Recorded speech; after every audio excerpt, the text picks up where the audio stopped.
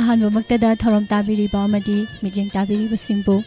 ꯄꯨꯁꯄꯥꯔꯥꯅꯤ ꯂꯥꯏꯁ꯭ꯔꯝꯅ ꯇꯔꯥꯝꯅ ꯑꯣꯛꯆꯕꯒ ꯂꯣꯏꯅꯅ ꯏꯀꯣꯛꯅꯣꯅ ꯈꯨꯔꯨꯝꯖꯔꯤ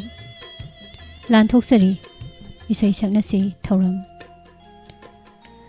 ꯑꯁꯤꯗ ꯉꯔꯥꯡ ꯅꯨꯃꯤꯗꯥꯡ ꯀꯣꯜ ꯐꯪꯕꯤꯈꯤꯗꯕ ꯀꯣꯂꯔꯁꯤꯡꯅ ꯁꯔꯨꯛ ꯌꯥꯕꯤꯔꯛꯎ ꯌꯥꯝꯅ ꯇꯣꯏꯅ ꯐꯪꯕꯁꯤꯡ ꯄꯣꯊꯥꯃꯤꯟꯅꯁꯤ ꯑꯗꯨꯒ ꯐꯪꯖꯗꯕ ꯃꯌꯥꯝ ꯇꯣꯏꯅ ꯐꯪꯖꯗꯕꯁꯤꯡꯗ ꯑꯃꯨꯛ ꯈꯨꯗꯣꯡꯆꯥꯕ ꯑꯃꯃꯨꯛ ꯄꯤꯃꯤꯟꯅꯁꯤ ꯄꯨꯝꯅꯃꯛ ꯍꯟꯅ ꯍꯟꯅ ꯊꯥꯒꯠꯆꯔꯤ ꯑꯩꯈꯣꯏꯒꯤ ꯀꯣꯟꯇꯦꯛ ꯅꯝꯕꯔ ꯍꯥꯡꯗꯨꯅ ꯊꯝꯖꯔꯦ 7005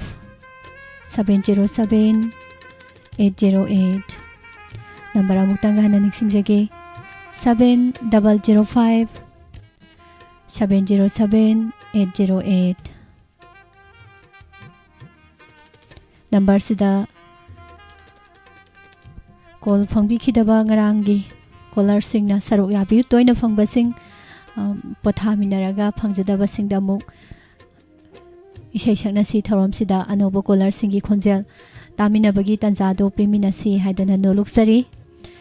लाइव टेलेक्सन बिरकलिबा रेडियो दा ताबिरिबा टीवी चैनल दा यंगबिरिबा खुदिंगमक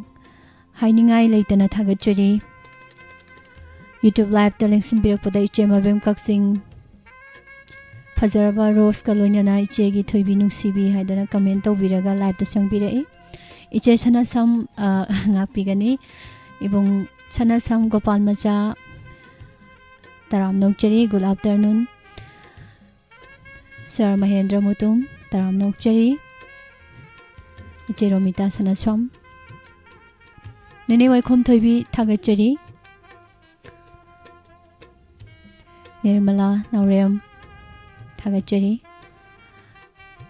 सरबगीरत निंथौजम मिस टंडन निंथौ पांगंबम तराम नोकचरी पाउंजेंद्र कुमार गौरव खुमन थागतचरी पुमनमक अदुदि मयाम इसै हौरसी अहानब कॉलर लौखचगे फेसबुक पेज दा लिंक्सन बिरकलिबा मयाम बसो हाइनिंगाई लेतना थागतचरी इस निने शांति तराम नोकचरी अहानब कॉल येंगसी कना ओइबनो हेलो हेलो इमा खामुक्तन इमा तुंबिनुने तराम नोकचरी इमा लास्ट तोंबिनो की मकसेरा आउ लास्ट लाउ तो मुथत पियो इमा खोंजेल दो फजना इमा ई खोंजेल दो रेडियो दा तानबा अदु हौरसिरा हौरसी इमा बु ngasi करी मथेल जाबी खिबनो हौरसे हौरसी इमा खोंलारानु खांली कोकिन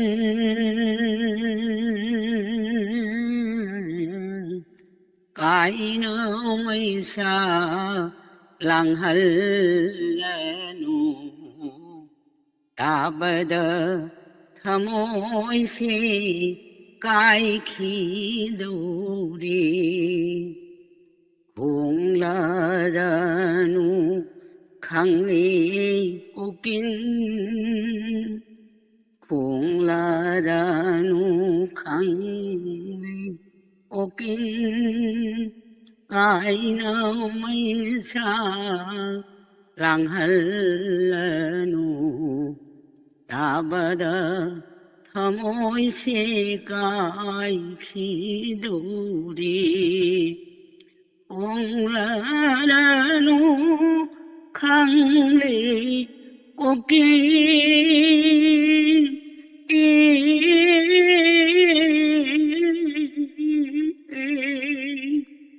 काइनो मैसा लांहल्लनु ताबद थमोइसे काइखिदौरे खोंलारानु खांली कोकिन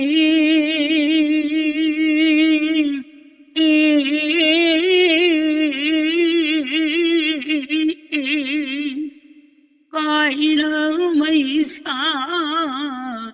लांहल्लनु ताबद थमोइसे काइखिदौरे 기도리 공라라는 강외 웃긴 안기 미나바 콘제나 거리 보이는 보이는 장기 마시나 와자비라 다부 토이나와 할라노 따바르 더모이세까이 기도리 낭기 미라바 콘제나 낭기 미라바 콘제나 거리 보이는 모이네 거리 보이는 모이네 장기 마시나 와자비라 다부 와톡자우비라 다부 보이나와 할라누 따바다 더모이실까이 기도리 공라라누 강에 꽃긴 농시할 때 꽃긴 낭시 미기 아와바 강비대 낭나 지라 오이바 마하오사리 प्रेमगी मैसा खांबीरे नंसी हाइते कोके नंसे नंसी हाइते कोके नंसे 미기 아와바 강비대 낭나 지라 오이바 마호사니 प्रेमगी मैसा खांबीरे 낭나 농시 하이ते 오긴 낭세 ôi 농시 하이때 오긴 낭시 미기 아와바 강비디 낭나 지라 오이바 마호사니 프랭기 마이사 강비디 낭나 농시 하이때 오긴 낭시 푸스파 ꯌꯥꯝ ꯐꯖꯈ꯭ꯔꯦ ꯃꯥꯒꯤ ꯕꯥꯁꯣꯞꯁꯦ ꯇꯥꯕꯗ ꯕꯥꯁꯣꯞ ꯑꯩꯈꯣꯏ ꯉꯍꯥꯟꯋꯥꯏꯗꯤ ꯏꯃꯥ ꯇꯥꯕꯤꯀꯣ ꯇꯥꯏ ꯑꯩꯈꯣꯏꯒꯤ ꯅꯣꯠ ꯏꯁꯩꯒ ꯔꯦꯗꯤꯑꯣꯗ ꯊꯥꯔꯛꯇꯣꯔꯦ ꯂꯥꯛꯇꯣꯔꯦ ꯀꯥꯟꯅ ꯂꯥꯎꯊꯣꯔꯗꯤ ꯔꯦꯗꯤꯑꯣ ꯃꯨꯊꯠꯂꯝꯃꯤꯅꯦꯕꯀꯣ ꯑꯗꯣ ꯍꯧꯖꯤꯛꯇꯤ ꯑꯍꯜ ꯑꯣꯏꯁꯜꯂꯛꯄꯩꯔꯥ ꯀꯩꯅꯣ ꯕꯥꯁꯣꯞ ꯏꯁꯩ ꯇꯥꯕꯁꯦ ꯁꯨꯝ ꯍꯩꯔꯛꯑꯦꯅꯦ ꯏꯃꯥ ꯕꯥꯁꯣꯞ ꯏꯁꯩ ꯁꯛꯀꯦꯅꯁꯨ ꯈꯜꯂꯝꯕꯅꯦ ꯑꯗꯨꯅꯁꯨ ꯃꯁꯤ ꯇ꯭ꯔꯥꯏ ꯇꯧꯒꯦ ꯐꯣꯟꯁꯤ ꯍꯟꯗꯛꯇꯤ ꯁꯛꯇ꯭ꯔꯕꯅꯤꯅ ꯌꯥꯗꯦꯅ ꯇꯧꯔꯛꯄꯅꯤꯗ ꯑꯗꯨꯅꯤ ꯌꯥꯝ ꯐꯖꯈ꯭ꯔꯦ ꯑꯩꯗꯤ ꯀꯩꯅꯥ ꯊꯣꯛꯂꯛꯑꯗꯣꯏꯕꯣꯏ ꯅꯤꯡꯉꯨꯔꯦ ꯑꯩ ꯃꯥꯡꯗ ꯑꯩꯁꯦ ꯂꯨꯍꯣꯡꯕꯒꯤ ꯃꯥꯟꯗꯣꯞꯇ ꯂꯩꯔꯤꯕꯣꯏ ꯈꯜꯂꯨꯔꯦꯕ ꯏꯊꯟꯗ ꯊꯥꯒꯠꯄꯅ ꯋꯥꯠꯂꯤꯅꯤ ꯃꯌꯥꯝ ꯐꯖꯅ ꯉꯥꯡꯊꯣꯔꯦ ꯏꯃꯥꯁꯦ ꯏꯁꯣꯟ ꯁꯣꯟꯕꯗꯧꯅ ꯎꯕꯅꯦ ꯑꯗꯣ ꯏꯁꯩ ꯁꯛꯂꯛꯑꯀꯥꯟꯗꯗꯤ ꯁꯣꯜꯂꯝꯗ꯭ꯔꯦ ꯂꯨꯍꯣꯡꯕ ꯏꯁꯩ ꯁꯛꯄꯕꯨ ꯌꯥꯅꯤ ꯏꯃꯥꯁꯦ ꯍꯧꯖꯤꯛ ꯗ꯭ꯔꯦꯁꯀꯥꯗꯣ ꯁꯦꯠꯆꯟꯗꯅꯀꯣ ꯂꯩꯁꯥꯕꯤꯒ ꯁꯥꯗꯅ ꯅꯥꯆꯣꯝ ꯑꯃꯒ ꯆꯤꯟꯖꯟꯗꯅ ꯑꯣꯟꯊꯣꯛꯅꯕꯨ ꯐꯖꯅꯤ ꯏꯃꯥ ꯑꯗꯨꯃꯥꯏꯅ ꯁꯦꯠꯂꯁꯤꯔ ꯀꯣꯏꯆꯠ ꯆꯠꯂꯒ ꯊꯥꯒꯠꯆꯩ ꯏꯃꯥ ꯉꯁꯤꯁꯦ ꯍꯪꯒꯥꯝ ꯊꯣꯡꯕ ꯆꯥꯏꯌꯦ ꯍꯪꯒꯥꯝ ꯊꯣꯡ ꯆꯥꯏꯌꯦ ꯑꯩ ꯍꯌꯦꯡ ꯀꯔꯤ ꯄꯨꯔꯛꯎꯕ ꯍꯌꯦꯡ ꯂꯥꯛꯀꯦ ꯇꯧꯅꯤ Thagachari ima ko topa timing do ina ima icha wari sanaba aduni Fare fare. thagachari yam fajare mayam di khangdi ko live ta so dum chahi nori ba so dum mayam yauri aigi oina di ahal oisala abra khangde not isai ba so ka se yam fajara me sum taning tabagi pen badu nai da bo oire hai tare thagachari mathangi kolar da mu khulong sa bijage sum isai sakna sinina mayam nore isai masa o harakani ju isai msake ga ti khalam bane do not isai taru dagi isai gi raga ga loi mangre kola malak sale taram no cheri ma ngobi sagolban taram no cheri ning thousand singhengan ba ima ibeman iche sa enbium nam thagacheri live ta tapna yosin birak liba mayam Bobo mayang labam taram no cheri che supriya khangembam sardibian maitei Facebook ta Radhika Chan elangbam saribam sa konthauzam minam loidang taram no cheri al nawbo maitei kamdoba mayam comment tawbiyo hojiki imagi seido thagacheri mathangi kolar kanano yengminasi hello Hello, ming leifam haibiyo Sarang Pat Mamang Lekaidagi Sangita. isai mati ngangthokpi ba tare ne ko call se phangramnina As aidi isai sakngamdau mandre ngasi ai jin handagi ne ai he tarakpadagi osabatubu ngasi ne ihan hana phangba. phangba numite isai kawgraba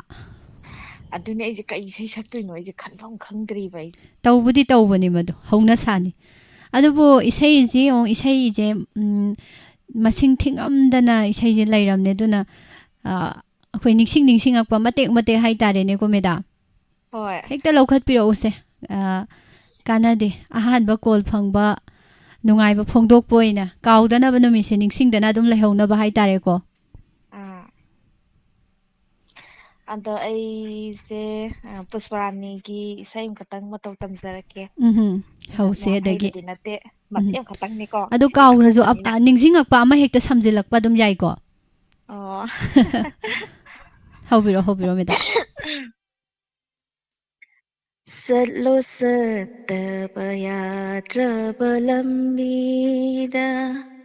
Yinglam lano hanna aingonda Hadre dai ko fajara kanda kawrisi kamai tayisa Matin tang sa la kasi yai Tumbasa bakhangdana uduna talaire nungsi banangi saktamdo nungsi banangi saktamdo miko khuding laptho haningde sananingi wari nang taga Masibo nungsiba kaubara tumbasa bakhangdana uduna talaire nungsiba nangi saktamdo nungsiba nangi saktamdo Loijarage madam aige kari haidena kawgre haraga wakalgi dumok samjaladi nungai dawni adu khangde ai ahanbanina ko hayeng mathangda mu fazana saksarake khonjal di wow fazai isai maye kawgi bani ahanbagi chatlu chataba yadrabanangdi yinglam lano hanna aingonda aikhoi gi laibak asida tamlam len fazaba isai ne kawramdradi naigadabani madam na yam fazaba isai ne ai masi sai je ko mamangdagi aina masi je sakkena ne aina yam koina khallaga leirakpa isai ne ba ko isi sai yam phabani ba duga as kai haidoi nga tangda loi kawthokre hoi isai duma kawgi bana ngasai gi tumba chaba khangdana dum nga ngai imni ꯉꯪꯕ ꯐꯪꯍꯧꯔꯤꯅꯤ ꯍꯣꯏ ꯌꯥꯝ ꯅꯨꯡꯉꯥꯏꯔꯦ madam ꯃꯊꯪꯗꯗꯤ ꯀꯥꯎꯗꯅ ꯐꯖꯅ ꯑꯃꯨꯛ ꯁꯔꯨꯛ ꯌꯥꯕꯤꯕ ꯍꯥꯏꯗꯨꯅꯤꯀꯣ ꯍꯣꯏ ꯍꯣꯏ ꯊꯥꯒꯠꯆꯔꯤ ꯃꯊꯪꯒꯤ ꯀꯣꯂꯔꯗ ꯊꯥꯒꯠꯆꯔꯤ ꯈꯨꯗꯣꯡꯆꯥꯕ ꯄꯤꯖꯒꯦ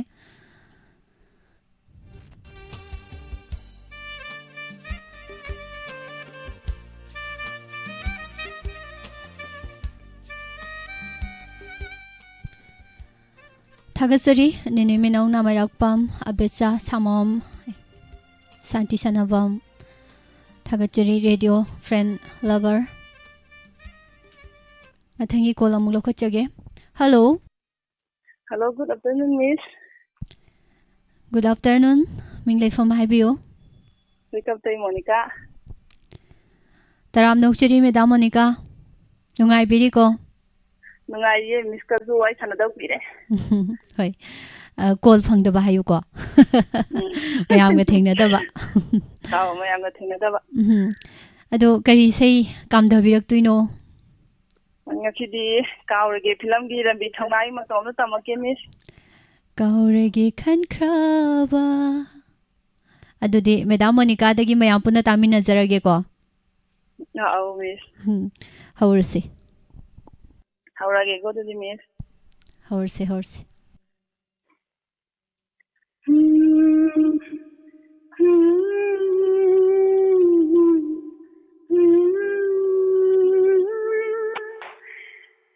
Kaurage khankraba aigi punsida Nusilaroi khankraba nangi wari Kaurage khankraba aigi punsida Nusilaroi khankraba nangi wari Kauba ngamdana layinga sisu Kauba ngamdana layinga sisu Kauba ngamdana punsisina Kauragi khankraba aigi punsida Nusilaroi khankraba nangi wari Khalvi kapnaroyamo nangi dama Liraroi tanada shunu shiwari Khalli kapnaroyamo nangi dama Liraroi tanada shunu shiwari Adobo piraltana tothalli thamoy Adobo piraltana tothalli thamoy Thangba ngamdraba aingunda Kauragi khankraba aigi punsida Nusilaroi khankraba nangi wari Siglahi ahing khuding Hangli tatana nangbo karamna Lilithamoy sina Siglahi ahing khuding Hangli tatana nangbo karamna Lilithamoy sina Kavliba punsisina lahapo Kavliba punsisina lahapo Nishilake karigumba Kauragi khankaba aigi punsira Sindaroi khankaba nangdi wari Sindaroi khankaba nangdi wari Loisilage miss Thamoi machet taana Madam Monica isai yam phajagre. Ore miss su phajaba amta saklo Hoi isai di phajaba ngaktani ko ado saiba midugi makha pona dum phajaba phajadaba dudi dum lakane buko ado yam phajagre Madam Monica gi sei thagachari miss koi Terminator ki thamoi dadi taana thinbaga chap manaramani Monica gi sei ji tabada thagachari naubi oinam sing anchor na microphone five se yeng with no idea habire adubu kanoni mase isada comfortable oi ba program gi matung in leboko isai gi haina torok kan sa ko stand microphone se sisina ba kan ko isai ngang pa kan da lawbo khongbagi magi kai hai tare nuai ta ba haidin stand du de dum lengdan leidoi ko aduga khoini isai ngang pa kan da dismaina khar hek law nga ke har ga di microphone je da khar sing thok pa maina tawbasina si program si da di microphone pipes na khatang nungai ba hai tare hoi yeng bu da budi nungai te na haibirak pa ado dum akoi program gi matung ina dum microphone adum change tau jai hai tare haibirak pa gi damak ta thagat cheri silky loitong bam hana thagat cheri live loibo yaumina si du mayam like su to view Monica Wahengbam taram nok cheri cute joker Khairakpam Dwebla taram nok cheri Terminator Rahamani Thagachuri Indira Nongthombam Ima Ibemhan Sumati Tonjam Fiaron Light taram nok cheri Thagachuri mayam pom namak caller singi sei nungai na taminasi phone number se screen da laire ko cute 700-707-808 Chanthoi taram nok cheri mathangi caller yengsi Hello Good afternoon miss taram nok cheri minglei from haibiu Nongpok sumai dagi Yaramon Thandia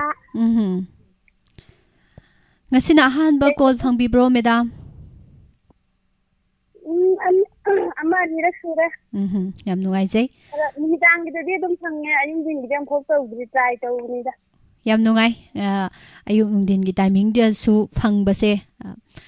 call phangraba khoi gi wahong radio gi caller ni habse khangjaba ngam doini ko khoi ga thengna basi so isai ta thoksi kari isai ngang biduino ama khaglati hai chaba hoi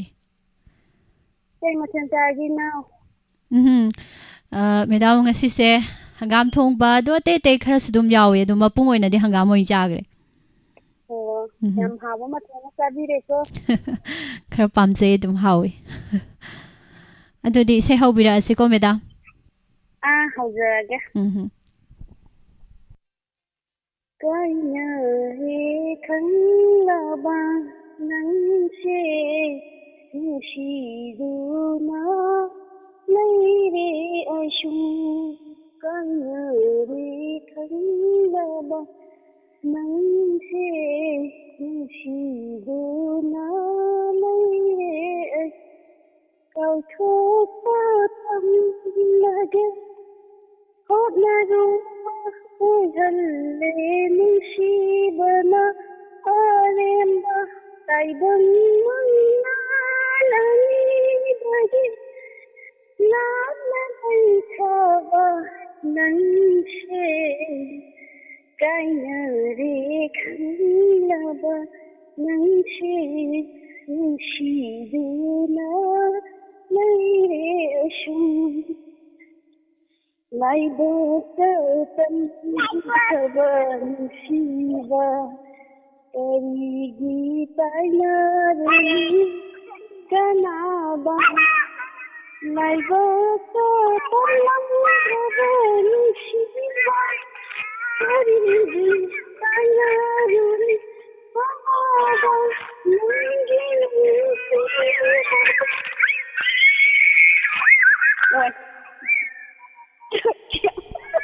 ꯍꯣꯏ ꯀꯥꯔꯟꯁꯦ ꯍꯣꯏ ꯌꯥꯝ ꯐꯨꯅꯤꯡꯗ꯭ꯔꯥ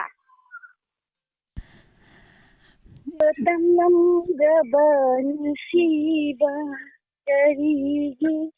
ꯀꯥꯏꯅꯔꯨꯅꯤ ꯀꯅꯥꯗ ꯂꯥꯏꯕꯛꯇ ꯇꯝꯂꯝꯗ꯭ꯔꯕ ꯅꯨꯡꯁꯤꯕ ꯀꯔꯤꯒꯤ ꯌꯥꯔꯨꯅꯤ ꯀꯅꯥꯗ ꯅꯪꯒꯤ ꯅꯨꯡꯁꯤꯕꯗꯤ Nangna sardagi likoda aina patan diroka Nangna sardagi likoda aina patan diroka Nangi nigadi Varmanlani Kainare khanlaba nangse nusiduna laire nusiduna laire ayam dasoram tator ꯃꯦꯗꯥꯝꯅ ꯊꯧꯔꯝꯁꯤꯕꯨ ꯀꯌꯥꯃꯨꯛ ꯌꯥꯝꯅ ꯈꯣꯏꯗꯥꯕꯤ ꯊꯋꯥꯏ ꯌꯥꯎꯕꯤꯒꯦꯗꯣ ꯃꯦꯗꯥꯝꯒꯤ ꯏꯁꯩꯁꯤ ꯇꯥꯔꯨꯕ ꯀꯥꯟꯗ ꯈꯪꯉꯦ ꯍꯥꯏꯇꯥꯔꯦ ꯋꯥꯔꯁꯨ ꯋꯥꯅ ꯌꯥꯝꯅ ꯁ꯭ꯀꯦꯟꯁꯨ ꯌꯥꯝ ꯋꯥꯡꯕ ꯏꯁꯩꯅꯦꯕ ꯑꯗꯣ ꯉꯝꯅꯕ ꯇꯠꯀꯦ ꯇꯧꯕ ꯃꯇꯥꯡ ꯌꯥꯎꯔꯁꯨ ꯑꯗꯨꯝ ꯏꯁꯩꯁꯦ ꯄꯥꯝꯖꯕꯅ ꯅꯨꯡꯁꯤꯕꯅ ꯊꯧꯔꯝꯁꯦ ꯃꯌꯥꯝ ꯇꯥꯔꯤꯕ ꯃꯌꯥꯝꯒꯤ ꯈꯜꯂꯀꯥꯟꯗ ꯏꯁꯩꯁꯦ ꯌꯥꯝ ꯄꯥꯝꯃꯦ ꯑꯩꯉꯣꯟꯗ ꯌꯥꯝ ꯄꯥꯜꯂꯦ ꯌꯥꯝ ꯅꯨꯡꯉꯥꯏ ꯑꯗꯣ ꯍꯧꯖꯤꯛꯀꯤ ꯑꯉꯥꯡꯗꯣ ꯃꯦꯗꯥꯝꯒꯤ ꯏꯆꯥ ꯑꯣꯏꯕꯤꯗꯣꯔꯤꯕ꯭ꯔꯣ ꯍꯣꯏ ꯑꯩ ꯏꯆꯥꯒ ꯏꯅꯥꯎꯅꯨꯄꯥꯒꯤ ꯃꯆꯥ ꯑꯅꯤꯒ ꯃꯣꯏ ꯑꯅꯤ ꯑꯍꯨꯝꯒ ꯁꯛꯆꯜꯂꯛꯏꯕ ꯑꯩꯅ ꯂꯩꯇꯨꯝ ꯇꯥꯟꯕ ꯑꯃꯈꯛꯇꯪ ꯑꯣꯏꯔꯗꯤ ꯅꯣꯛ ꯐꯗꯦ ꯌꯥꯎꯍꯟ ꯌꯥꯅꯤ ꯍꯥꯏꯒꯦ ꯇꯧꯕꯅꯦ ꯃꯣꯏ ꯑꯍꯨꯝ ꯁꯦꯝꯃꯦ ꯌꯥꯝ ꯅꯨꯡꯉꯥꯏ ꯃꯦꯗꯥꯝꯒꯤ ꯋꯥꯈꯜꯂꯣꯟ ꯌꯥꯝ ꯅꯨꯡꯉꯥꯏ ꯍꯥꯏꯇꯥꯔꯦꯀꯣ ꯌꯥꯝ ꯊꯥꯒꯠꯆꯔꯤ ꯇꯠꯇꯧꯔꯕ ꯏꯁꯩꯗꯣ ꯇꯠꯍꯟꯕꯤꯗꯅ ꯈꯨꯗꯣꯜ ꯇꯝꯕꯤꯔꯛꯄ ꯀꯨꯏꯔꯦ ꯑꯩꯅ ꯁꯤ ꯏꯁꯩꯁꯦ ꯑꯝꯇ ꯁꯛꯀꯦ ꯈꯜꯂꯛꯏꯁꯦ ꯑꯗꯨꯒ ꯑꯁ ꯕꯦꯔꯥꯅꯦ ꯑꯉꯥꯡ ꯑꯍꯨꯝ ꯃꯔꯤꯁꯤꯅ ꯃꯗꯨꯅꯁꯨ ꯅꯨꯡꯉꯥꯏꯕ ꯃꯍꯥꯎ ꯑꯃ ꯍꯥꯞꯄꯝꯃꯦ ꯌꯥꯝ ꯅꯨꯡꯉꯥꯏ ꯊꯥꯒꯠꯆꯔꯤ ꯃꯦꯗꯥꯝ ꯃꯊꯪꯒꯤ ꯀꯣꯂꯔꯗ ꯑꯃꯨꯛ ꯈꯨꯗꯣꯡꯆꯥꯕ ꯄꯤꯖꯒꯦ ꯏꯃꯥ ꯂꯥꯏꯁ꯭ꯔꯝ ꯁꯨꯃꯇꯤ ꯇꯔꯥꯝꯅ ꯑꯣꯛꯆꯔꯤ ꯏꯃꯥ ꯕꯂꯥ ꯀꯣꯟꯖꯦꯡꯕꯝ ꯏꯆꯦ ꯁꯣꯕꯤꯇꯥ ꯍꯤꯖꯝ ꯏꯆꯦ ꯗꯦꯕꯖꯥꯅꯤ ꯀꯁꯥꯔ ꯂꯤꯛꯂꯥꯏ ꯆꯟꯊꯣꯏ ꯇꯥꯔꯃꯤꯅꯦꯇꯔ ꯏꯃꯥ ꯏꯕꯦꯝꯍꯟ ꯊꯥꯒꯠꯆꯔꯤ ꯅꯦꯅꯦ ꯁꯥꯕꯤꯇ꯭ꯔꯤ ꯂꯥꯏꯇꯣꯟꯖꯝ ꯇꯔꯥꯝꯅ ꯑꯣꯛꯆꯔꯤ ꯊꯥꯒꯠꯆꯔꯤ ꯁꯥꯃꯨꯉꯧ ꯐꯟꯗꯣꯝ ꯀꯔꯟꯒꯤ ꯑꯉꯥꯡ ꯑꯃ ꯌꯥꯎꯔꯤ ꯍꯥꯏꯁꯦ ꯊꯥꯒꯠꯆꯔꯤ ꯃꯌꯥꯝ ꯄꯨꯝꯅꯃꯛ ꯑꯗ ꯉꯁꯤꯁꯦ ꯌꯥꯝ ꯅꯨꯡꯁꯤꯕ ꯅꯨꯃꯤꯠ ꯑꯃꯈꯛꯅꯤ ꯃꯦꯔꯥꯒꯤ ꯊꯥꯅꯤꯜ ꯅꯨꯃꯤꯠ ꯍꯥꯏꯇꯥꯔꯦꯀꯣ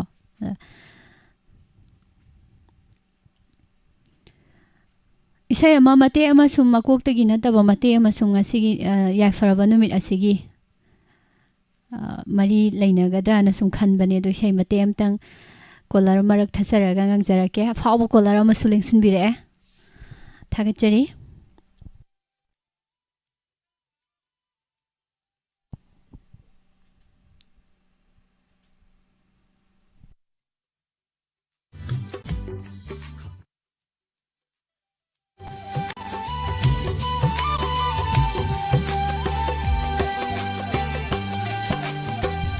Chumang khuding meirawa Chumang khuding meirawa Thang mai paring diwali Baila nila sanjen ba Gobardon bu khurumba Chumang khuding meirawa Thang mai paring diwali Baila nila sanjen ba Gobardon bu khurumba Hari uthan kang jingba Hari kuloi shakna tha Laining parai chetna tha Hari kuloi shakna tha Joyo joyo radhe Gobindo radhe Joyo joyo radhe Gobindo radhe Radhe radhe Gobindo radhe Radhe Radhe Gobindo Radhe isay makokay howdaba sa kanong taway sa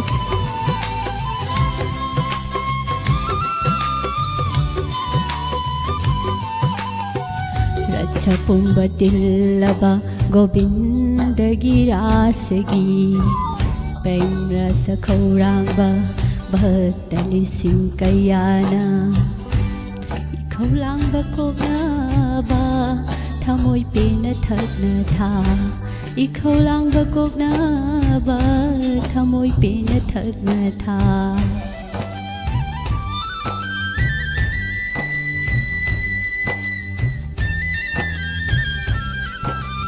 Isayje asengba haijadabanigo ado sum Rasa pumbadillaba Siri Govindagi rasagi Prem rasa kaurangba Bhattali singkayana Ikaw lang ba kog na ba Thamoy pinathag na tha Ikaw lang ba kog na ba Thamoy pinathag na tha Hajadabani do numisida yam ngasi numisida isayse mayamde yam tahaningba haita haita saksabani nusidra isayje mayekse Mapuroi baisebada Kharai thonga landavi Mapuroi baisebada Kharai thonga landavi Maikai pangna ongkhibi Ningol singbu jakau tha Laida anang naidana Mapam lamdam pangna tha Joyo joyo radhe Govindo radhe Joyo joyo radhe Govindo radhe Radhe radhe Govindo radhe Radhe radhe Govindo radhe Radhe radhe Govindo radhe Isay jigi makha tarakpudi kolar day oinu khudol tamhanjaraage Ngasai madam ama kolar ai isay sakti ai mamangi kolar do Ngasai wahare gan tawgibdo ningsinge ai tare jo ngamaktaba hai tare ko dubu adum warsu wana adum loisangre mate ama call amuk lokhachage Hello Good afternoon, Miss. Good afternoon Ming leifam haibiu Ay wabagay kadagidagi na marakon no. Madam Meno isay tabi hawi ko Tabi hawi yang pagi. Awat pa do madam da mention bigera hangat jage tawjariba Ay wadu mga. Kari say kudol tambi do ino madam gidi Oh ay gidi hadaki mera thagi da saw dradi say ay yang nga mau dabatare hay. Mera thagi sanarai hekta ngang birak turi bro madam gi se Ay di adu phadri. Ay no sakara kadu ni top top ma sakara ke. Okay top Ay gidi palem ni mana lai ngai matam da ma di pala isay sapa ko gi mera bo kai ke yamna pamjaram da ma oirame. Mana khumang baju oidana tawirame de mana ima legi da aina tapja ba oina imana saktiram ba isay ma matau tamjarake. Yam nungai se madam Hobirasi Hoi hoi मीठी जारी वृंदावन फिजोन होंगे कुंजवोय मीठी जारी वृंदावन के नानो ना ले जरी no long nan I jari ke bokun sumba kundo mali pa lay ayam ni jare vrindavan Nim nim nim nim padam tomai Unalata kokilwaho mapai mapai khôi mừng chung thì lời ngang ngang niềm niềm niềm cơ đầm tô mang lôi ra đấy ngoài đó Isay yung ngang thom din na. thôi lấy bác cho tao đi mà rồi phần gì Oh. mình cái perang cà phê phăng rồi ra mà thằng sao đó Howziti phangamina wakhal leita biro madam. thôi Nomagi sintha ngasi nongi.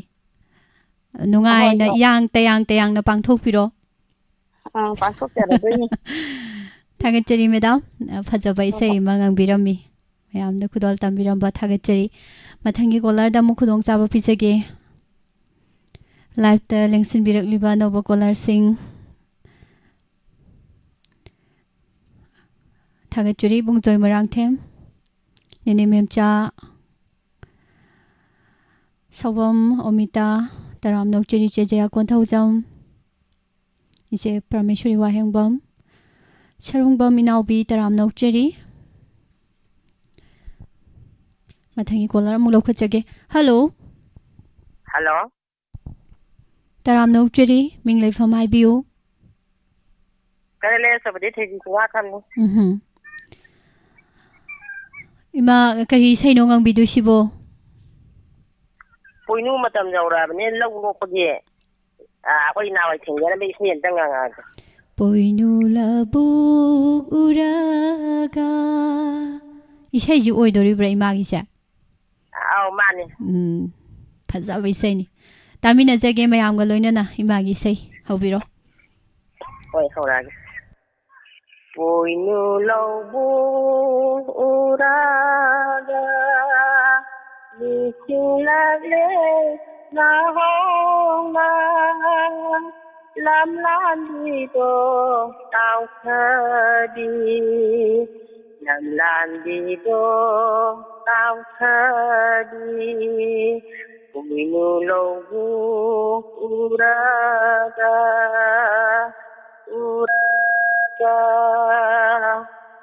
Sagai phasa phamina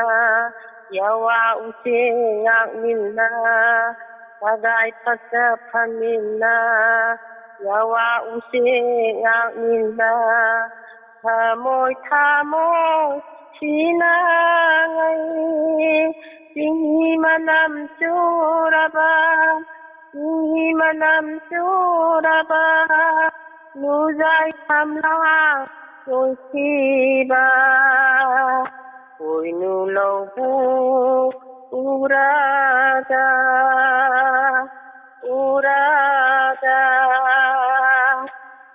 Wadinganga tumina Hanggamapan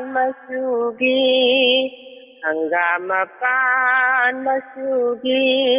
Moirang sigan inapi Kiziduna kay kopi Kumang iri laibati Poinu lobu uraga Sing lagle na hong na Lam lan đi đô tao khờ đi Lam lan đi đô tao khờ đi Lam lan đi đô tao khờ đi Lối sân lagi Imagi sai ji taraga imagi hangam marakta koi pai sanariba kulak kurap ade khoi ga to chap lep tana yeng leiramani tawrisi Asi leirini ko hangam asdani ko ina phammaga saida hangam jeng hene mi ko sai bi sai kurang mayam sina gi sai jene mana thangka tana tarin aduni ure basidagi thawai ta na salak pai sai dubu kana na tani ngoi duino adune ba saida ne kurang tana tene sina gi mayam sina ti mayam sina gi sai mo ko je sina nei ni ngon na mina ꯑꯗꯨꯅꯤ ꯆꯞ ꯆꯞ ꯃꯁꯥ ꯃꯁꯥꯒꯤ ꯁꯤꯟꯊꯥꯒꯥꯇꯣ ꯑꯝꯇ ꯄꯥꯡꯊꯣꯛꯇꯕꯤꯗꯕꯀꯣ ꯆꯞ ꯆꯞ ꯂꯦꯞꯇꯅ ꯍꯣꯏ ꯌꯦꯡ ꯂꯩꯔꯝꯃꯗꯕꯅꯤ ꯊꯣꯛꯅ ꯅꯨꯡꯁꯤꯈ꯭ꯔꯦꯗꯥꯅ ꯌꯥꯝ ꯅꯨꯡꯉꯥꯏꯔꯦ ꯏꯃꯥ ꯍꯣꯏ ꯃꯊꯪ ꯀꯣꯜꯂꯔꯗ ꯑꯃꯨꯛ ꯄꯤꯖꯔꯒꯦ ꯊꯥꯒꯠꯆꯔꯤ ꯂꯥꯛꯂꯦ ꯉꯁꯤꯗꯤ ꯃꯦꯔꯥꯒꯤ ꯊꯥꯅꯦꯜ ꯅꯨꯡꯁꯤ ꯂꯤꯄꯨꯟꯅ ꯀꯤꯅꯕ ꯆꯤꯡꯕꯨꯔꯣꯏ ꯇꯝꯕꯨꯔꯣꯏ ꯑꯃꯠꯇ ꯑꯣꯏꯅ ꯄꯨꯋꯥꯔꯤꯕꯨ ꯅꯤꯡꯁꯤꯡꯗꯨꯅ ꯁꯅꯥꯔꯩ ꯂꯩꯔꯥꯡ ꯂꯩꯀꯥ ꯐꯥꯔꯛꯂꯦ ꯂꯥꯛꯂꯅꯤ ꯆꯅꯨꯔꯥ ꯀꯌꯥꯅ ꯉꯥꯏꯖꯕ ꯅꯤꯅꯤ ꯄꯥꯟꯕ ꯍꯤꯌꯥꯡꯒꯩ ꯅꯨꯡꯁꯤꯔꯕ ꯋꯥꯍꯩꯅꯤ ꯏꯕꯨꯡꯖꯣꯏꯒꯤ ꯊꯥꯒꯠꯆꯔꯤ ꯅꯤꯡꯉꯣꯜ ꯆꯥꯛꯀꯧꯕꯗꯣ ꯍꯌꯦꯡꯃꯛ ꯍꯦꯛ ꯑꯣꯏꯍꯟꯅꯤꯡꯉꯦ ꯑꯗꯨꯅꯤ ꯑꯗꯨꯕꯨ ꯏꯔꯥꯡꯅ ꯆꯥꯛꯀꯧꯕ ꯌꯥꯅꯤ ꯌꯥꯔꯣꯏ ꯍꯥꯏꯕꯒꯤ ꯍꯧꯖꯤꯛ ꯀꯔꯤ ꯊꯣꯏꯗꯣꯛꯄꯗꯤ ꯂꯩꯇ꯭ꯔꯤ ꯑꯗꯨꯕꯨ ꯀꯅꯥꯅꯁꯨ ꯍꯔꯥꯎ ꯍꯔꯥꯎ ꯃꯍꯧꯁꯥꯒꯨꯝꯅ ꯃꯃꯣꯟ ꯃꯤꯅꯣꯛ ꯇꯝꯗꯅ ꯑꯗꯨꯒꯨꯝꯕ ꯐꯦꯁꯇꯤꯚꯦꯜ ꯑꯃ ꯁꯔꯨꯛ ꯌꯥꯕꯗꯨꯗꯤ ꯀꯩꯁꯨ ꯌꯥꯅꯤꯡꯒꯗꯧꯕꯗꯤ ꯃꯥꯟꯗꯦ ꯁꯥꯔ ꯙꯤꯔꯦꯟ ꯁꯂꯥꯝ ꯇꯔꯥꯝꯅ ꯑꯣꯛꯆꯔꯤ madam Longjam ꯆꯅꯤꯡꯈꯣꯝꯕꯤ Arun ꯗꯦꯇꯤ food processing centre ꯇꯔꯥꯝꯅ ꯑꯣꯛꯆꯔꯤ ꯃꯌꯥꯝ ꯄꯨꯝꯅꯃꯛ ꯀꯥꯡꯉꯥꯕꯝ ꯅꯥꯎꯕꯤ ꯐꯣꯟ ꯐꯪꯗ꯭ꯔꯦ ꯍꯥꯏꯕꯤꯔꯛꯏ ꯇ꯭ꯔꯥꯏ ꯇꯧꯕꯤꯌꯨ ꯃꯇꯝ ꯉꯥꯏꯍꯥꯛ ꯂꯩꯖꯔꯤ ꯃꯊꯪꯒꯤ ꯀꯣꯜ ꯌꯦꯡꯖꯒꯦ ꯍꯜꯂꯣ ꯍꯜꯂꯣ ꯇꯔꯥꯝꯅ ꯑꯣꯛꯆꯔꯤ ꯃꯤꯡ ꯂꯩꯐꯝ ꯍꯥꯏꯕꯤꯌꯨ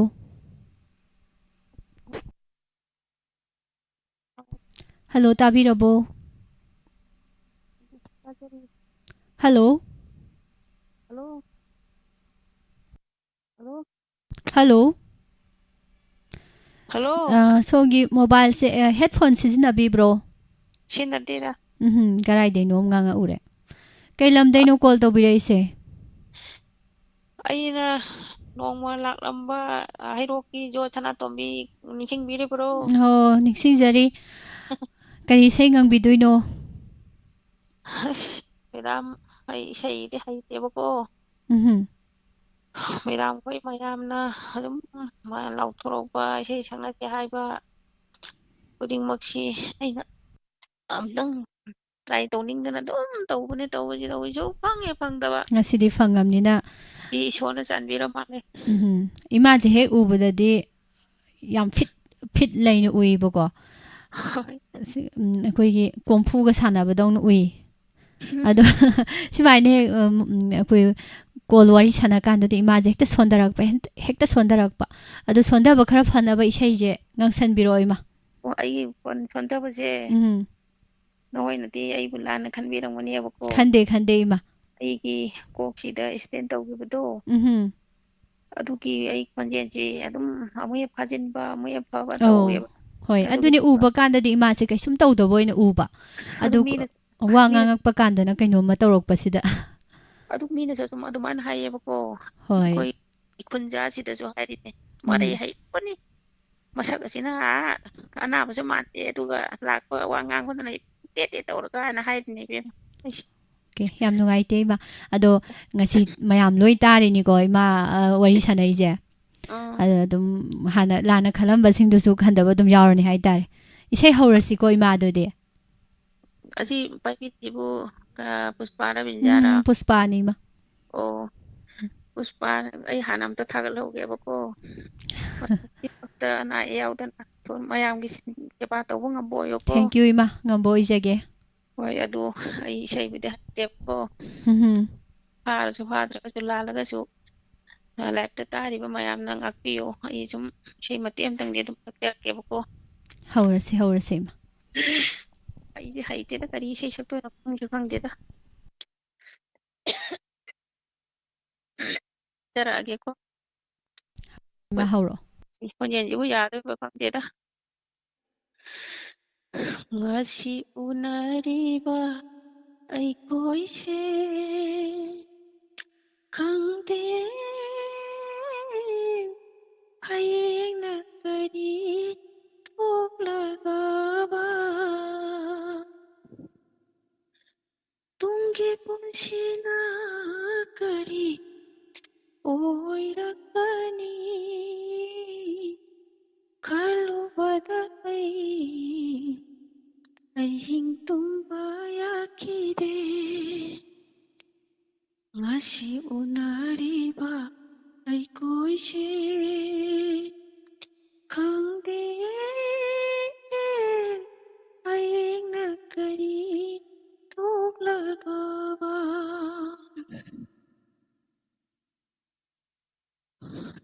시라가 로이라가 미요이 마복시 나이 핫이 밤나바 아톤 따지모 강대비디나 그리고 덤리가봐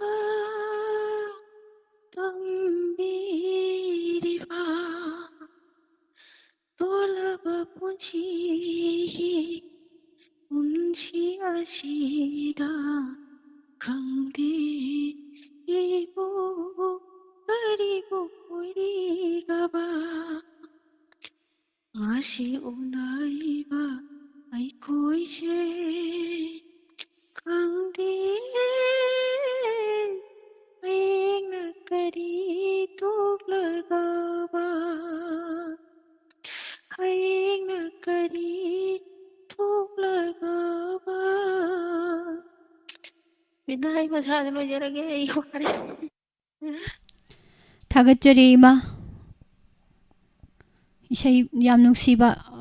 कोई मैडम अरुण देंटी फूड प्रोसेसिंग सेंटर ना स्कॉलर से इसाई सकपदी खुंजल याम नुक्सी हाइबिरे याम फजैना थागतजरी इमा से वा ngang खजितंग एक्सीडेंट थोबदगी नुंगाइतब लेरे प्रॉब्लम साम लेरे ना सो मयाम दाबिग्रेदना को अदो इसाई सलप कानदसु नुक्सीना सकले याम फजब इसाई मा खुदोल तंबिरे थागतजरी मथंगी कोलरदा खुलोंग साबा पिजगे थागतजरी रोमन ngasekpam निंगथौजम सरचंद्र थागतजरी तराम नौकजरी हेलो हेलो कॉल से लखोचरे हेलो नेटवर्क की प्रॉब्लम गुम लेबा माले अमुका हना ट्राई तौबिरो थागतजरी Incoming voice call from +9. Hello hello मिंग लेफम हाइबिउ कॉल तौबिरकलिबा तोपगी केकिनारामिने इचेमा करी सेंगंबिदुइनो इसेisi मिसना हाइखिबदो लालगसु मयाम पुना नोंमिनसिना सोयरगसु मयाम पुना नोंमिनसे सेजिगी सक्तिङैगी खितंग नाफेरगा चेने कइगुंबम तंग निंसिंजगे हाइबिउ इचेमा अदुकी मतिक नाउजिंगना करी नाउ सर ओइसे होय करी leiwabu pubuno khanggiba nungchu nungsiba khonjenje phaju phajaba aidor ko pudingma loinamak bithumnaba haitare simtang chena haijening seji saktinai maoina na इचेमा सुमदौबने खोइगी ताबिरिबो मयामगी थमोइदो जोई तौगेना चंगजलइबा लांजंगनि हाइतारे को जोई तौबो हौरइनी मयामना अखोइबु नुक्सिबिबैनि हाइतारे होय कइगुंबा मतम अमदको कइगुंबा थागै ओनखिबा मतमददि याम नुंगाइ हौरैको खोइसे अदो नि मलानगा दुदधोन साबदुदि अइनि याम थिंबा अदु तजाजे संखं फंगनदरेबा कोनजु फंगनबनिना मतंग साबा मंगाइ तारेदना को इचेमा दुदे अदो ngasiदि एकता इसै sakpa saktaba एकता मिस जे हाइ हौरगेना लिसलइनि थैंक यू अदो इसाई प्रोग्राम निना इसाई मा सकपिरमदबदि फजरोइदोरिमनिना हुजि मते खतंग थालोरे अदु थादरजु लालजु मयाम नोकपिनी को हाइगिबदो इकाउबिये नोकपबो नोकनबगिदमक्ता आई रेडी द लैरबने हौरगे को दुदि होय चेमा हौबिरो मेरा था कि सनारई मारसीदा सनालै पागमनी पोदी निंगोन पुमनामा मौपा पुमनामना ताकौदबा सासिदा पारामिनुक ना मपान लमजंदा लाक्तबथा मेरा सागी सनारे ngangui matanda palim pantau sanggai da nona kina sana jaba kaya buning singduna pam lamdanda lakjabata mera sagi sanare marasita ni yam thoi yaujabagi ni do edum loisinjagi misna makha tabiro odum थागतचरी Chema याम फजब इसैनी मेरा थागी मेरा था न लाप खुदिंगी इसै से दम निंगसिंगगा लेहौरगदबा हाइतारेको सुरोन कया कया दसु दुम मुनाइदना लेहौरगदबा इसैनी मते अमा दुम इचेगी मतेंग पांगजरक पोइना यंगजरके थागतचरी hoi hoi miss thank you थागतचरी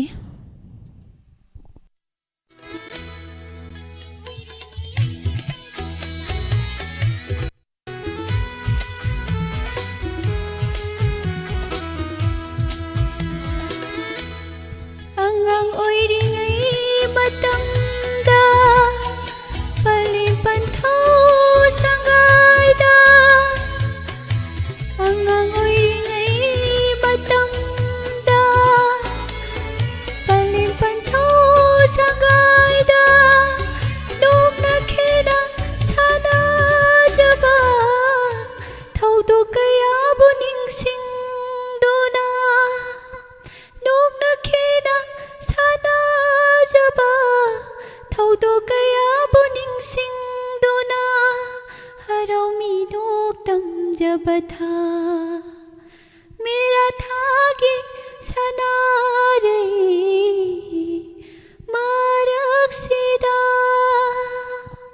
simai loisan ge thagachari mathangi gola lakhachage hello hello miss taram nokchari minglai pham haibiyo miss ai konthok jama kadi sanje mamin ge atoi miss madam ngasina ahanba call phangbibo oibirabro miss mamang to se mayam phangre ando ngasi ji miss matam lo film lo ije thawam ja thawdagi ngasi se isai sakna sini madam oh adidi miss ai ji je athema majike le sakjarage miss se matem pata yai matem tang lanthokpiyo mayam go puna tamina jage ngakpi ko miss site hawrage miss hawbiro kaya denna rambanu nang aigi punsi se masidi kaya denna lamnaraba unarabasu kauna tabagum kauna ba ngamjidu achira kaya bagi pal haibadu achira kaya bagi pal haibadu kaya denna rambanu haikino manangna nungchi badi lindraba thamoni nungna tamkiba nangi khongthangna visai kapto miss matang badal sakjarage thagachari phajaba isai ni ai phadi phabri miss do kapto kare ai sadi thakat pa oire chije kaisu gaide isai sakpa horakan hekta kawe khuisu dum kawe boko hoi miss mayek se aduna karaoke haibo heita boy mayek kaudana bana karaoke thara sa ise mayek to sum sai matang da phajana sakjarage miss waro ya de do ai phadi phabne do kapto hoi ngasi di pa pa khabdo tori saje adum kawgiba dum isai sakla kanda pakhatpa thakatpa dai dum kawbus dum yawbani isu gaide hoi mathang thengnabada thank you miss thank you thagachari Penning Thozam Taram Nokchari Naurem Romancing Taram Nokchari Jemabem Laishom Premjit Singh Thagachari number se koi Facebook page da laibiba Roman ngasekpam phone number se khoi screen da laiba number se oidoini ko 7005707808 number se oidoini try tobiyo Gandhi ingudam taramna okchari thagachari mathangi ko lokachage hello hello hello good evening hello Tajare minglai from haibiyo tarbo Tajare minglai from haibiyo oh yai pok top tagi manisang iban hoi Ima manisang haujalak ko ni phone sai sangnap ta ji sangninge eba sakadamni ma sakadamni ai kari akoi takhele yam sale takhele makong ne lai ni Nai pem. ko matem sang takhele bu sai tharaga Hawbira si ima isai do taning bana bu loire kainom tawre takhele o takhele kubam hek laga aina aigi tumam daida aigi mon mayada panamba ya wolak pakudinda namdak palainam hathina nuki takelai kubam hek laga aina aigi tumam daida aigi mon mayada panamba ya wolak pakudinda namdak palainam takelai kubam hek laga tumin numit suda kalaki aina lai mayamgi marak suda kalubagi wakan pumba laida laira boy ningi mahakado inakta aigi laida laira mane kalui mahakado inakta aigi takelai takelai kubam hek laga aina aigi tumam daida aigi mon mayada thanamba ya wolak pakudingi namak palainam hathina nu Jema loya ke ko si deida Takhetlai khubang hek laga tawdo yam fajaye angobne ba koi sali je ko angauba khoi manam yam nukibodo aidi kudak tekta yengaga sangninga ine ima tawgadamne ima makhan haijaba tension khara dilai bako oh ada aije tension laibino ima tension laibino BP wangi tension laibase kok nungaite chaba thakpa yade no aije jaga sangwai sanaram badabi aije daw yai ni cha puspa de ka thengna yaba khangde ma daw mapa leirabra kainom tawi wa hong radio se lakninge thanda lakpodi amu lambi ro khangdadra mangi dain taw mai pem lambi mangoi adum ai nomadi am tadi lakninge haiba aise hoi matang chaba ma yengaga soidana koithopiro ima adum sakhangna si lakninge sibaga pangi gainu daima adu am isai fajana saktana karim tawdri thoidokpa kaim te leitre sibo yameni yang khai sujale nang as half century khatanga ri ke dorage ima tangkhaim leiri ke dorage ai di as masigi noigi sigi karije masi taru bodai di ima ri se ta lai ningre aba hoi adum tabi ima awa pothabi bako thagachari mathangi kolar da mu khulong chaba pisage ima khoi mayam support tawbiba thorom si taraga nungai awa pothai naba kawi gana paudam birak pase tabada adum penje khoina tawjariba thabak thorom sigi mahai yale khajari bani matam laiba khibikta support tawbiu thagachari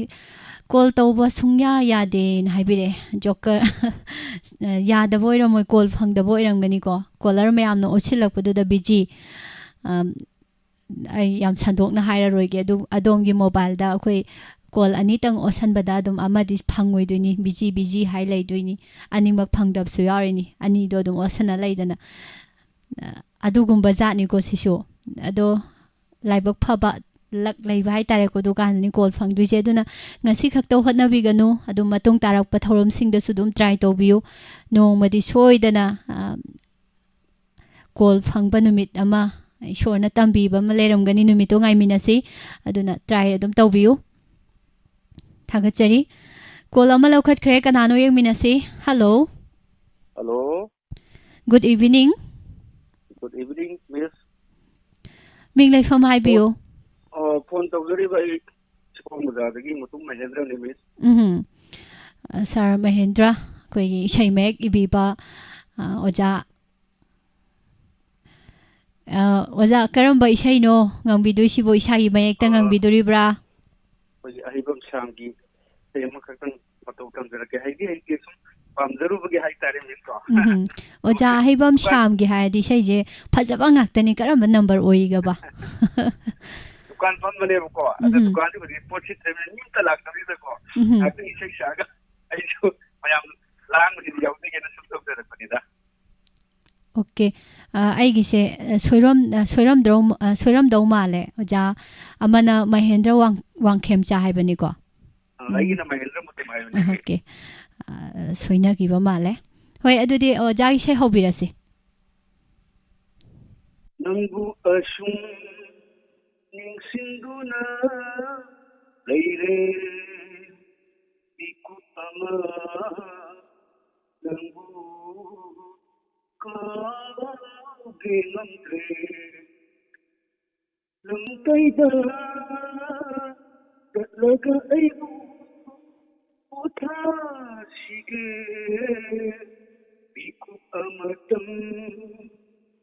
nangbu asum ningsinduna leire ikutama nangbu kaage namtre ahingo karamna khanki khaude manando ashuna kakhili khaude ahingo karamna auki khaude manando ashuna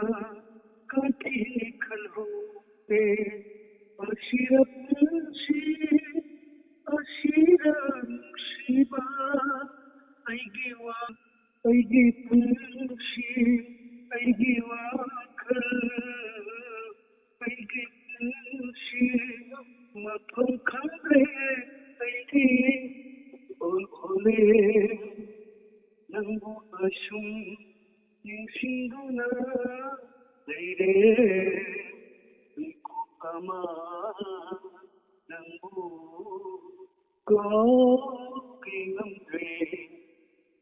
Khamlage Awavashe Khambaki pangal Noi kamale Khamlage Awavashe Khambaki pangal Noi kamale Ashuna ashuna Lembatare Aigi wakal Aigi punshi Aigi wakal Aigi punshi Akam khamre Aigi ole Nangu ashum Ningsinduna Reire Ikutama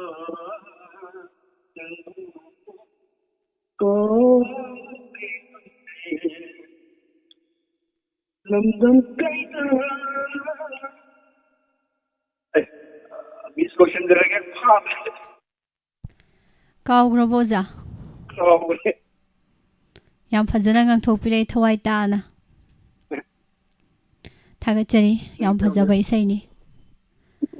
nangbu asum ningsingduna leire thagachari sei sibu ngangbiramba ana sound nungai te hai se koi gi call to birai ba caller oja sigi koi mic te oram do male se koi dadi thoidok pa leite problem se Joya Yosalakre, Ima Ranibula Sanctem, Taramno Jerry Jeranzitangangom, Ichemabem, Ishayama Nangbiu, Hidonatro, Tabiu, Gold Fang de Habide. Gold Fang the Bomayamgi Ishay Mungang Torok Sirakangdini, Matang Ishay Makalagang Age, Gola Malakuchage. Some music out to me soon lives a kind of dodra. And then Marakta Haibahita music to Taragabogo. Ishazakara Masa Maring kick talk by the Dumaito Winasi. Hello. Hello. Good evening. Good evening.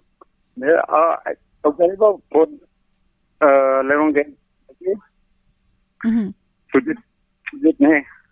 Yes. Isay sang na si Thorom nido. Koy sargi call sit line si kasi tang nungay ba watli ko network se pat padong tawi ore isay sang la kanda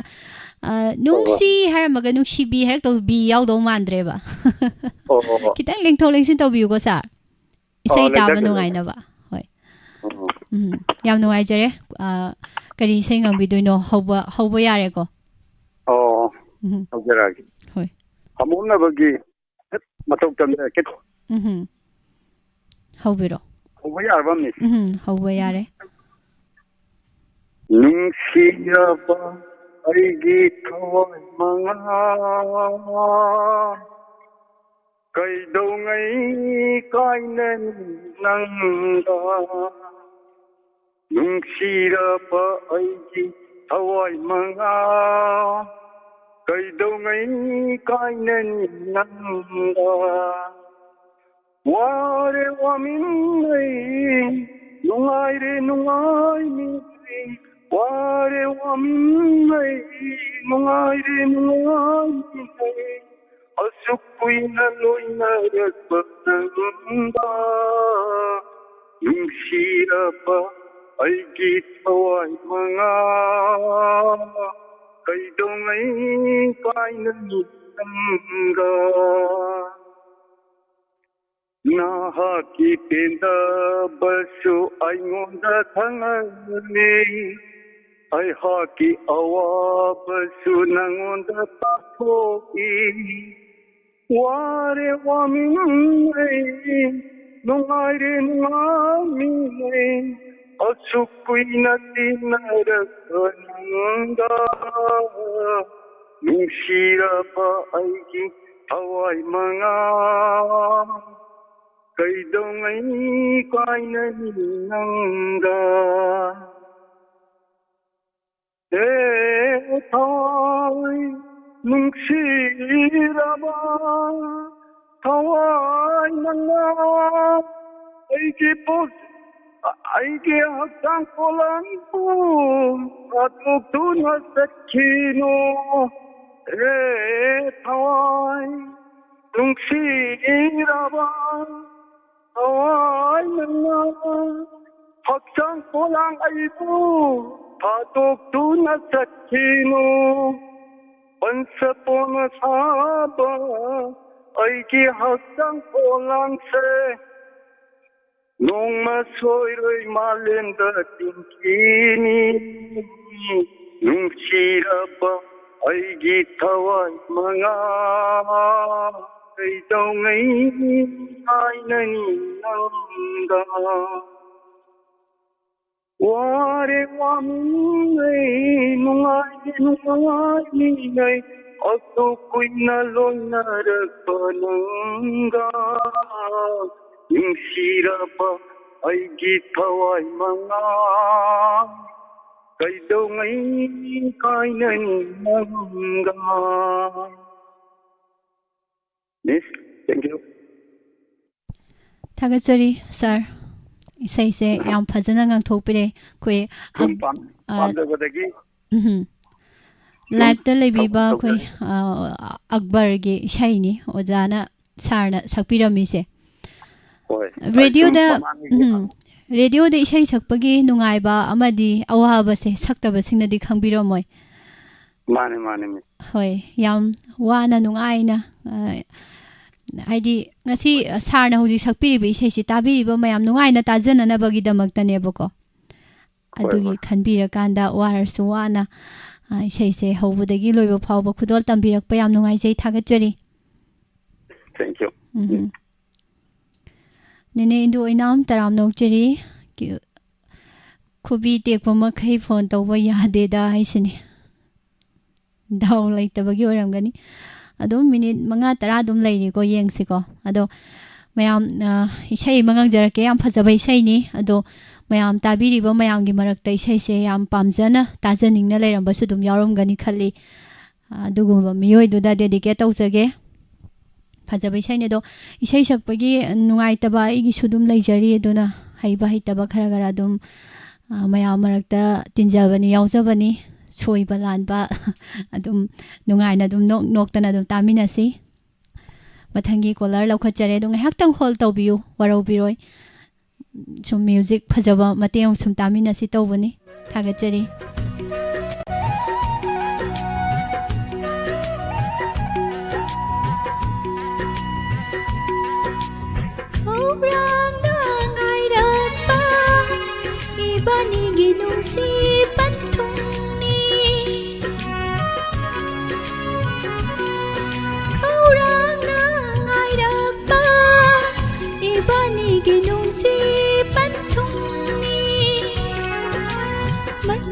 Pong saying na yang na ukida bakuira basaktam do amok dang pena yang janin wana ngairak pani si fawa kaurang na ngairak pa ibani ginung si pantung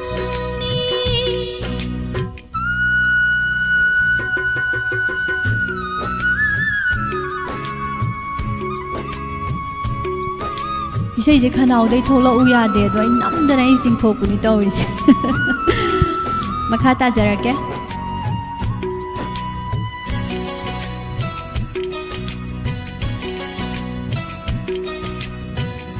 Nang na imata lip larabada Tam jagi khandona khap jarappa ibani ki aronda Wahai sin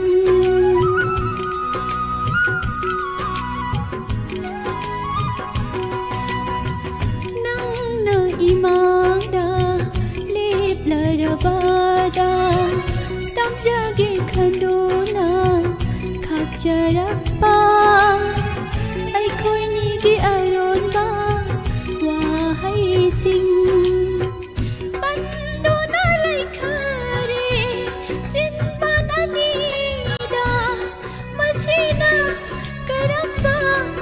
Shigi kudula Kauranga ngayapa Ibani ginung si patungni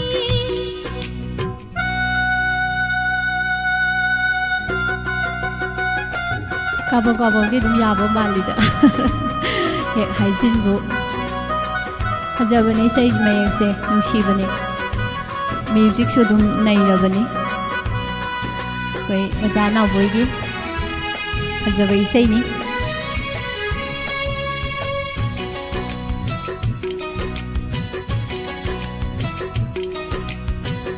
Nang na inatay na thay khabada Loi chin pham khangdana Lay hauraba Ibani gi nungshigi Wari sing